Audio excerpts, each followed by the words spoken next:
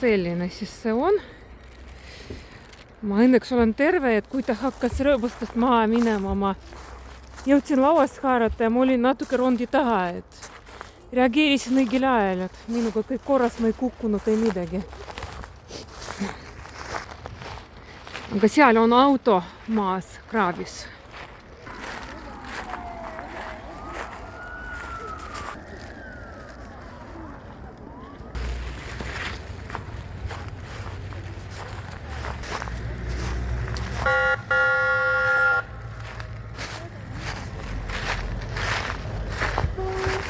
Suur veok sõitis ette.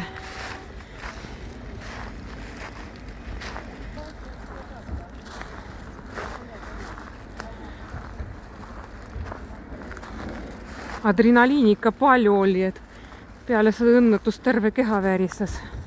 Aga nüüd vist rahunesin kõik korras minuga.